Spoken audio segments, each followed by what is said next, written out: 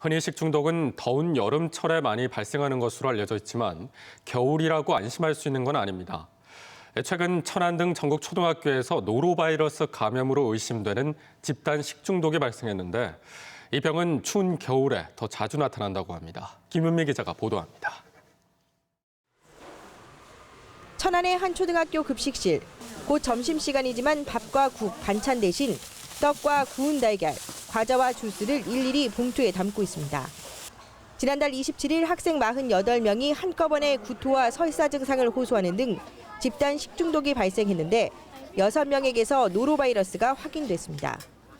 일단 보존했던 급식과 조리원 등에 대한 검사에선 노로바이러스가 나오지 않았지만 추가로 3명이 의심 증상을 보여 나흘째 급식을 중단한 채 대체식을 제공하고 이마저도 각 반 교실에서 먹고 있습니다.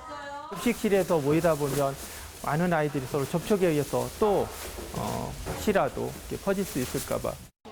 같은 날 전남 완도의 한 초등학교에서도 수십 명이 노로바이러스 감염으로 복통과 구토 증세를 보이는 등 겨울이지만 식중독 발생은 줄지 않고 있습니다.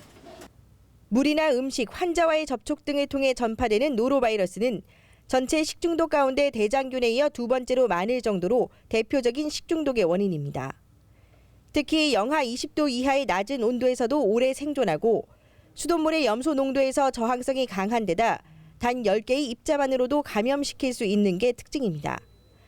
이렇다 보니 여름 등 일반적으로 식중독이 발생하는 계절보다 오히려 추운 겨울철 더 자주 식중독을 일으킵니다.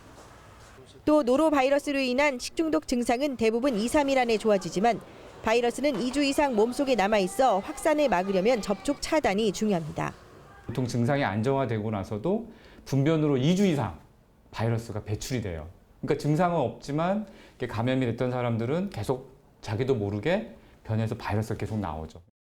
학교 등에서의 집단 발생을 예방하려면 화장실 사용 후나 조리와 식사 전 손을 반드시 깨끗이 씻고 음식과 물은 85도 이상에서 익히거나 끓여 먹어야 합니다.